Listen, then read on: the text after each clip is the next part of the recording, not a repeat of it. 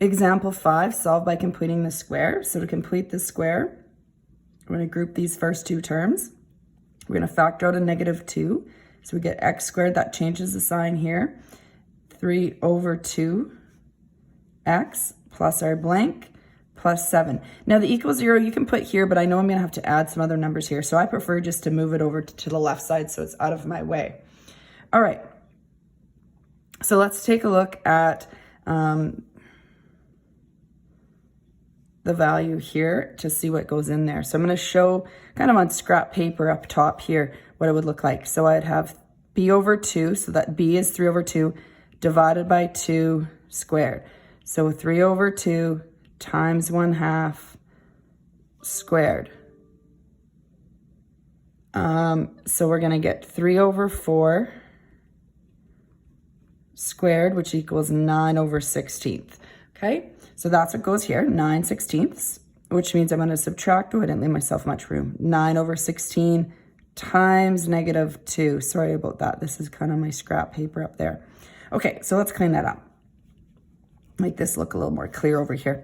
Okay, so on this side, we got x plus, because this, if there's all plus signs, you're going to have a plus. Square root that to find what goes here. So we're going to get 3 over 4. Close your brackets. Don't forget it's squared always. Okay, then what we're going to have here, so -9 times -2 is -18 over 6, or I like to reduce right away and cross the 2 out and make it a 1 and the 16 and 8 so that I have 9 over 8 here. So that means this is 7 over 1. I want to write that over 8.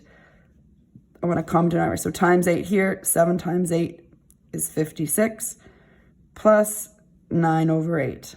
Okay.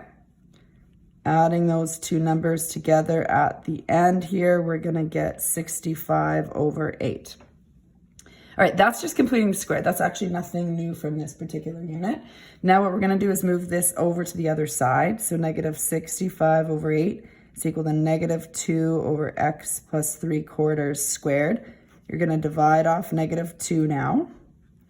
So again, if you need to visualize it, so two negatives are going to make a positive. So I'm not going to write that in my scrap paper over here, but 65 over 8 dividing by 2 is the same as multiplying by 1/2. So you're going to get 65 over 16. So 65 over 16 is equal to x plus 3/4 squared. Then I need to square root both sides. So I'm going to square root this side, square root this side.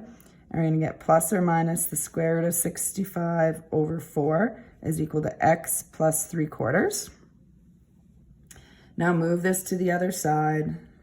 -3/4 plus or minus root 65 over 4.